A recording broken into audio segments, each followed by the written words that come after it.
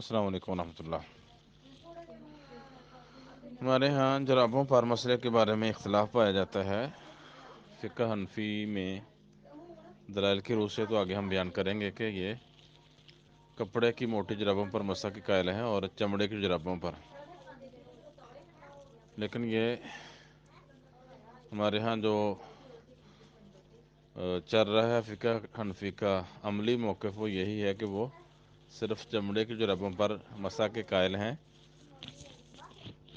کپڑے کی جرابوں پر چاہے وہ بریک ہوں یا موٹی ہوں ان پر مسح نہیں کرتے۔ رسول اللہ صلی اللہ علیہ وسلم سے احادیث میں ایسے بوٹ جو ٹخنوں سے اوپر ہوں ان بوٹوں پر مسح کرنا بھی جائز ہے۔ بخاری مسلم میں اور دیگر کتابوں میں اس کے دلائل موجود ہیں۔ ہمارے ہاں جرابوں پر مسح کا اختلاف پایا جاتا ہے، بوٹوں پر مسح کا تو اختلاف کوئی نہیں۔ شرعی دلائل کی روح سے ہر قسم کی جراب، وہ کپڑے کی ہو چمڑے کی ہو، اس پر مسح ہو سکتا ہے۔ کپڑے کی جرابوں کی بھی کوئی قید نہیں کہ وہ باریک ہونی چاہیے یا موٹی ہونی چاہیے۔ رسول اللہ صلی اللہ علیہ وسلم سے مروی روایت ہے، سنن نبی داؤد میں 146، مسند احمد میں 5ویں جلد 277 نمبر صفحہ، مستدرک حاکم میں پہلی جلد 169 نمبر صفحہ، سنن بیہقی پہلی جلد 160 نمبر صفحہ۔ سند اس کی صحیح ہے اور علامہ البانی رحمہ اللہ نے صحیح ابی داؤد میں 134 نمبر روایت میں اس کو صحیح کہا ہے۔ سیدنا صبحان رضی اللہ تعالیٰ عنہ بیان کرتے ہیں، بعث رسول اللہ صلی اللہ علیہ وسلم سریۃ فاصابہم البرد فلما قدموا علی رسول اللہ صلی اللہ علیہ وسلم امرہم ان یمسحوا الاصابع والتساخین۔ رسول اللہ صلی اللہ علیہ وسلم نے ایک جنگی دستہ بھیجا اور انہیں سردی لگ گئی۔ پھر جب وہ رسول اللہ صلی اللہ علیہ وسلم کے پاس آئے تو آپ نے انہیں پگڑیوں اور تساخین پر مسح کرنے کا حکم دیا۔ تساخین میں بوٹ بھی آتے ہیں، چمڑے کی جرابیں بھی آتی ہیں اور کپڑے اور سوت کی جرابیں بھی آتی ہیں۔ اس حدیث کی شرح میں امام خطابی رحمہ اللہ بیان کرتے ہیں معالم السنن میں، والتساخین الخفاف ویقال ان اصل ذلك كل ما یسخن به القدم من خف وجورب ونحوہ۔ تساخین سے مراد بوٹ ہیں، اور یوں بھی بیان کیا جاتا ہے کہ اس کا اصل معنی ہر وہ چیز ہے جس سے پاؤں گرم کیے جائیں، مثلا بوٹ اور جرابیں وغیرہ، تو ان پر مسح ہو سکتا ہے۔ ان المعبود میں شمس الحق عظیم آبادی نے بھی یہی اس کا مفہوم بیان کیا ہے۔ جمال الدین قاسمی یہ تحقیق المسح علی الجوربین والنعلین صفحہ نمبر 26 پہ لکھتے ہیں، ما یستفاد من عمومہ و اطلاقہ جواز المسح علی الجوربین حدیث ثوبان رضی اللہ عنہ۔ وہ حدیث جس کے عموم و اطلاق سے جرابوں پر مسح کی دلیل لی جاتی ہے وہ سیدنا ثوبان رضی اللہ تعالیٰ عنہ کی بیان کردہ حدیث ہے۔ تو یہ آثار صحابہ سے بھی یہ ملتا ہے۔ یہ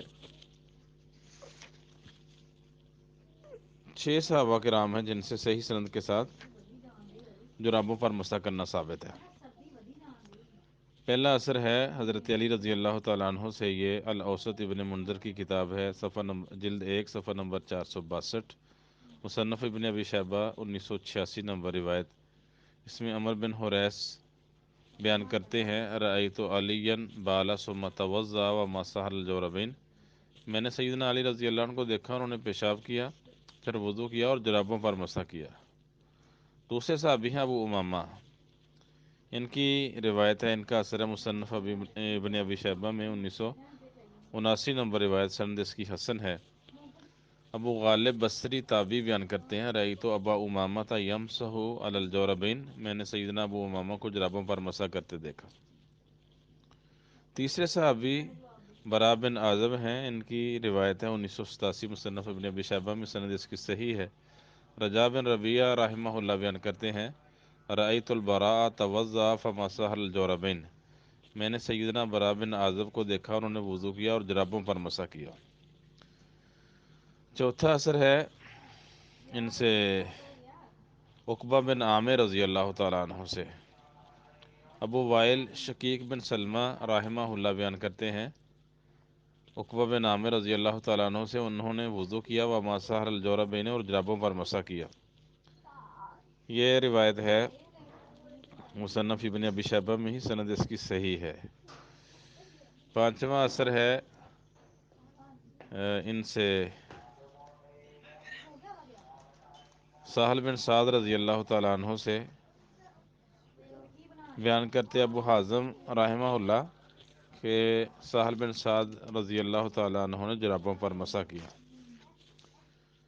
چھٹا اثر ہے سیدنا انس بن مالک رضی اللہ تعالیٰ عنہ سے، یہ روایت ہے الکنیٰ والاسماء دولابی کی کتاب ہے، دوسری جلد 561 نمبر صفحہ 1009 نمبر روایت ہے، سند اس کی حسن ہے۔ اس کے راوی ہیں ازرق بن قیس رحمہ اللہ، بیان کرتے ہیں رأیت انس بن مالک احدث فغسل وجهه ويديه فمسح براسه، میں نے سیدنا انس بن مالک کو دیکھا، وہ بے وضو ہوئے تو انہوں نے اپنا چہرہ اور ہاتھ دھوئے، اپنے سر کا مسح کیا، اور ومسح الجوربین من صوف، اور اون کی جرابوں پر مسح کیا۔ فقلت تمسح علیہما، میں نے پوچھا آپ اس پر اون کی جراب پر مسح کر لیتے ہیں؟ انہوں نے کہا انہما خفان ولکنہما من صوف، یہ بھی موزے ہیں لیکن ہیں اون کے۔ تو صحابہ کی یہ آثار واضح دلیل ہے کہ اون اور سود کی جرابوں پر مسح جائز ہے، اور صحابہ کرام اس کے قائل تھے۔ پھر ابن قدامہ حنبلی نے المغنی ابن قدامہ میں صحابہ کا اس پر اجماع نقل کیا ہے۔ لکھتے ہیں وَلِأَنَّ الصَّحَابَةَ رضی اللہ عنہم مَسَحُوا الْجَوَارِبِ وَلَمْ يَظْهَرْ لَهُمْ مُخَالِفٌ فِي أَثَرِهِمْ فَكَانَ إِجْمَاعًا، صحابہ کرام نے جرابوں پر مسح کیا اور ان کے زمانے میں کوئی ان کا مخالف نہیں تھا، تو اس سے اس مسئلہ پر اجماع ثابت ہوتا ہے۔ حافظ بن منذر بیان کرتے ہیں کہ اسحاق بن راہوے نے بیان کیا ماذات السنۃ من اصحاب النبی صلی اللہ علیہ وسلم ومن بعدہ من التابعین فی المسح علی الجوربین لا اختلاف بینہم فی ذالک، یہ اوسط ابن منذر میں عبارت ہے ان کی کہ صحابہ اور ان کے بعد تابعین سے جرابوں پر مسح کا طریقہ ثابت ہے، اور ان میں کوئی بھی اس کا مخالف نہیں تھا۔ المحلہ بالآثار ابن حزم اس میں لکھتے ہیں جرابوں پر مسح کرنے والوں میں عمر، علی، عبداللہ بن عمر، ابو مسعود، برا بن عازب، انس بن مالک، ابو امامہ، عبداللہ بن مسعود، سعد، سہل بن سعد، عمر بن حریث، اتنے لوگ ہیں جو جرابوں پر مسح کے قائل تھے، اور صحابہ میں سے کوئی بھی خفین پر مسح کے مخالف نہیں تھا۔ تو یہ ثابت ہو گیا ان سے۔ تابعین میں سے بھی کئی تابعی جو ہیں اس کے قائل ہیں، ان میں ابراہیم نخعی بھی ہیں، یہ مصنف ابن ابی شیبہ میں 1977 نمبر روایت ہے کہ ابراہیم نخعی جرابوں پر مسح کے قائل تھے۔ حسن بصری بھی، یہ مصنف ابن ابی شیبہ میں 1993 نمبر روایت ہے، وہ اس کے قائل تھے۔ عطا بن ابی رباح، مصنف ابن ابی شیبہ میں 1991 نمبر روایت ہے، ان سے بھی جرابوں پر مسح کرنا جائز ہے، اور کہتے تھے المسح علی الجوربین بمنزلۃ المسح علی الخفین، جرابوں پر مسح کرنا بوٹوں پر مسح کرنے کے قائم کام اسی کے حکم میں ہے۔ تو اس میں کئی لوگ ہیں جن کی صراحت کی ہے، اوسط ابن منذر میں کئی تابعین اس کے قائل تھے، اور اسی طرح محلہ ابن حزم میں کئی تابعین، تبع تابعین، ائمہ ہیں جو اس جرابوں پر مسح کے قائل تھے۔ تو جرابوں پر مسح ہو سکتا ہے، اور ہر طرح کی جراب پر ہی، لغت کے اعتبار سے بھی، فقہا کے آثار کے اعتبار سے بھی، اور محدثین اور شارحین کی آراء کے اعتبار سے بھی۔ ہمارے ہاں حنفی بہت زیادہ شور ڈالتے ہیں کہ جورب کا معنی ثابت کرو کہ جورب چمڑے کے علاوہ جراب کو بھی جورب کہا جاتا ہو۔ تو لغت سے بھی ثابت ہے، اور آگے علماء کے اقوال بھی پیش کریں گے، ان سے بھی جورب کا اطلاق کپڑے پر بھی ہوتا ہے، کپڑے کی جراب پر بھی اور چمڑے کی جراب پر بھی، اس کی ہم لغت سے بھی ثابت کریں گے، اور علماء کے اقوال سے بھی، حتیٰ کہ فقہ حنفی ہدایہ سے بھی یہ ثابت کیا جائے گا۔ تو جراب کا اطلاق چمڑے کی جرابوں سمیت سوتی، اونی اور کپڑے کی، اور موٹے کپڑے کی اور پتلے کپڑے کی ساری جرابوں پر ہی ہوتا ہے۔ اس میں پہلے علماء لغت سے ہم ان کے اقوال پیش کریں گے۔ القاموس المحیط جلد نمبر 1 صفحہ نمبر 67، تاج العروس دوسری جلد 155 نمبر صفحہ، لسان العرب پہلی جلد 263 نمبر صفحہ ہے۔ اس میں جورب کی تعریف ہے، لفافۃ الرجل، جراب پاؤں پر پہننے والا لفافہ کپڑا وغیرہ اسے جراب کہتے ہیں۔ تو اس میں چمڑے کی قید ہی کوئی نہیں لگائی انہوں نے۔ حافظ ابن تیمیہ رحمہ اللہ مجموع الفتاوی 21ویں جلد 214 نمبر صفحے پہ لکھتے ہیں، جرابوں اور جوتوں کے درمیان فرق کرتے ہوئے بیان کرتے ہیں، فَإِنَّ الْفَرْقَ بَيْنَ الْجَوْرَبَيْنِ وَالنَّعْلَيْنِ إِنَّهُمَا هُوَ كَوْنُ هَذَا مِنْ صُوفٍ وَهَذَا مِنْ جُلُودٍ۔ جرابوں اور جوتوں کے درمیان، بوٹوں کے درمیان فرق یہ ہے کہ جرابیں اون کپڑے کی ہوتی ہیں اور جوتے چمڑے کے ہوتے ہیں۔ حافظ عبدالرحمن مبارک پوری رحمہ اللہ تحفۃ الحفظی میں لکھتے ہیں کہ جرابیں بالوں کی بھی بنائی جاتی ہیں، جیسا کہ بیان ہوا کہ سیدنا ابو مسعود رضی اللہ عنہ بالوں کی جرابوں پر مسح کیا کرتے تھے۔ اور مجد فیروز آبادی کی تفسیر عام ہے، جو ہر اس چیز کو شامل ہے جس پر لفافۃ الرجل پاؤں میں پہننے والی چیز کا لفظ صادق آتا ہے، خواہ چمڑے کی ہو، اون کی ہو، بالوں کی ہو یا کسی اور چیز کی، خواہ وہ موٹی ہو یا باریک ہو، بلکہ یہ لفظ کپڑے وغیرہ کی جراب کو بھی شامل ہیں۔ تو لفافۃ الرجل میں یہ ساری چیزیں آ جاتی ہیں۔ یہ کتاب ہے البحر الرائق شرح کنز الدقائق پہلی جلد 192 نمبر صفحہ۔ اور تحفۃ الحفظی میں بھی عبدالرحمن مبارک پوری رحمہ اللہ نے یہ عبارت نقل کی ہے، نجم الدین زاہدی حنفی نے شمس الائمہ حلوانی سے بیان کیا ہے، وہ کہتے ہیں، یہ حنفی امام ہیں، کہتے ہیں ان الجورب خمسۃ انواع من المرعظی مرعظہ والغزل والشعر والجلد والرقیق والکرباس۔ جرابوں کی 5 قسمیں ہیں، بھیڑ کے بالوں کی، اون کی، بالوں کی، باریک چمڑے کی اور سوتی کپڑے کی۔ تو یہاں حنفی امام خود اعتراف کر رہے ہیں کہ صرف چمڑے کی جرابیں نہیں، بلکہ اس کے علاوہ جو بھی پاؤں پر چیزیں پہنی جاتی ہیں وہ بھیڑ کے بالوں کی ہو، اون کی ہو، بالوں کی ہو، باریک چمڑے کی ہو یا سوتی کپڑے کی، یہ ساری جرابیں ہی ہیں۔ پھر عبید الرحمن مبارک پوری رحمہ اللہ جرابوں کی تعریف میں بیان کرتے ہیں، مرآت المفاتی دوسری جلد 212 نمبر صفحہ ہے، والجورب لفافۃ الرجل من ای شیء، جراب کسی بھی چیز سے بنی ہوئی پٹی ہے جو پاؤں پر لپیٹی جاتی ہے، خواہ وہ بالوں سے بنی ہو، اون سے، سوتی کپڑے سے، موٹے یا باریک چمڑے کی ہو، جو ٹخنوں کے اوپر تک ہو اور سردی کی خاطر پہنی جاتی ہو۔ ابو بکر بن عربی عارضۃ الاحوذی میں بیان کرتے ہیں کہ جراب اون سے بنی ہوئی پاؤں کو ڈھانپنے والی پٹی ہے جس سے گرمائش حاصل کی جاتی ہے، اور اسے تسخان بھی کہتے ہیں۔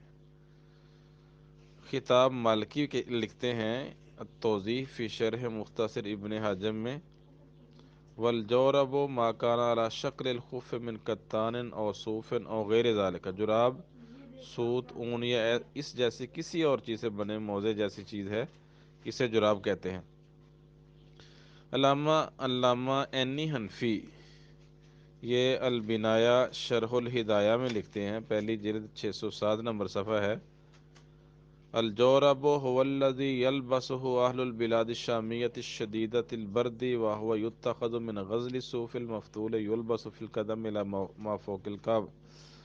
جراب وہ ہے جسے سخت سرد شامی علاقوں کے لوگ پہنتے ہیں، اور یہ کاتے ہوئے سو سے بنائی جاتی ہے، جسے پاؤں میں پہنا جاتا ہے اور ٹخنوں سے اوپر تک ہوتی ہے۔ تقی عثمانی درس ترمذی پہلی جلد 344 نمبر صفحہ پہ لکھتے ہیں، جورب سوت یا اون کے موزوں کو کہتے ہیں۔ تو مطلب کئی حنفی علماء نے خود اعتراف کیا ہے کہ صرف چمڑے کی جراب نہیں ہوتی، سوت اور کپڑے کی بھی جراب ہوتی ہے۔ تو حافظ ابن حزم رحمہ اللہ المحلہ بالآثار دوسری جلد 68 اور 69 نمبر صفحے پہ کہتے ہیں، ہر وہ چیز جو پاؤں میں پہنی جائے جس کا پہننا حلال ہے اور وہ ٹخنوں سے اوپر ہو، اس پر مسح کرنا سنت ہے، خواہ وہ چمڑے، اون، لکڑی وغیرہ کے خف ہوں یا سوت، اونٹ، روئی، اونٹ کے بالوں یا عام بالوں سے بنی ہوئی جرابیں یا جرموک موزوں کے اوپر پہنے ہوں، جرابوں کے اوپر جرابیں ہوں یا تعداد ان سے کہیں زیادہ یا کم ہو، ان پر مسح کرنا جائز ہے۔ اچھا جی، ہدایہ میں بھی اس بات کا اعتراف کیا گیا ہے کہ کپڑے کی جرابوں پر مسح ہو سکتا ہے، لیکن انہوں نے موٹے کپڑے کی شرط لگائی ہے جو کسی طرح بھی ثابت نہیں۔ صاحب ہدایہ پہلی جلد 32 نمبر صفحہ پہ لکھتے ہیں، ولا یجوز المسح علی الجوربین عند ابی حنیفہ، شروع میں ابو حنیفہ اس کے قائل نہیں تھے جرابوں پر مسح کے، کہتے ہیں صرف چمڑے کی یا ایسی جرابیں جن کے نیچے چمڑے کا سول لگا ہو ان پر ہی ہو سکتا ہے مسح، ان کے علاوہ کپڑے کی جرابوں پر مسح نہیں ہو سکتا۔ وقالا، اور ابو یوسف اور محمد کہتے ہیں یجوزو اذا کان السخینین لا یشفان، ایسی جرابوں پر مسح جائز ہے سوت، اون اور کپڑے کی جن پر جائز ہے بشرطے کہ وہ موٹی ہوں، اتنی باریک نہ ہوں کہ ان سے پاؤں کی جلد نظر آئے۔ تو دلیل آگے دیا کہ نبی صلی اللہ علیہ وسلم نے جرابوں پر مسح کیا، یہ روایت مروی ہے۔ آگے پھر لکھا ہوا ہے اس کے آگے وعن ہو، اور ابو حنیفہ سے مروی ہے انہو راجع الی قولہما، یہ بعد میں ان دونوں کے قول کی طرف انہوں نے رجوع کر لیا تھا، بعد میں یہ کپڑے کی جرابوں پر مسح کے قائل ہو گئے تھے۔ اور ساتھ لکھا ہوا ہے وعلیہ الفتوی، اور اسی پر فتویٰ ہے، اور فقہ حنفی میں وہ اقوال راجح ہوتے ہیں جو مفتہ علیہ ہوں، تو یہ مفتہ علیہ بھی ہے۔ اور اسی طرح ہدایہ میں لکھا ہوا ہے، یہ الجوہر النیرہ میں مختصر قدوری کی شرح ہے، اس میں پہلی جلد سے 28 نمبر صفحہ پہ لکھا ہوا ہے کہ ابو حنیفہ، امام ابو حنیفہ، ابو یوسف اور محمد کے قول کی طرف آخری عمر میں اپنی موت سے 7 دن پہلے، اور کہا جاتا ہے کہ 3 دن پہلے انہوں نے رجوع کر لیا تھا اور موٹی کپڑے کی جرابوں پر مسح کر لیا تھا، اور فتویٰ بھی اسی پر ہے۔ اسی طرح بدائع الصنائع عنایہ، شرح الہدایہ، تبیین الحقائق، شرح کنز الدقائق، المبسوط سرخسی، ان کتابوں میں ہے کہ امام ابو حنیفہ سے مروی ہے کہ انہوں نے دونوں اماموں ابو یوسف اور محمد کے قول کی طرف آخری عمر میں رجوع کر لیا، اور انہوں نے اپنی بیماری میں جرابوں پر مسح کیا اور اپنے تیمارداروں سے کہا فعلت ما کنت امنع الناس عنہ، میں نے وہ کام کیا جس سے لوگوں کو روکا کرتا تھا۔ تو احناف نے پھر ان سے رجوع کی دلیل لی کہ انہوں نے اپنے موقف سے رجوع کر لیا تھا۔ تینوں امام ابو حنیفہ، امام ابو یوسف اور امام محمد یہ کپڑے کے جرابوں پر بھی مسح کے قائل ہے، حالانکہ حنفی اس بات کو مانتے نہیں ہیں اور یہ ہے بھی مفتہ علیہ قول۔ تو موٹے پتلے کی قید لگاتے ہیں تو اس کی قید کی حیثیت کوئی نہیں۔ علامہ ابن حزم المحلہ بالآثار دوسری جلد 74 نمبر صفحے پہ لکھتے ہیں کہ چمڑے کی جرابوں کی شرط عائد کرنا درست نہیں، کیونکہ اس کی کوئی دلیل نہیں ہے۔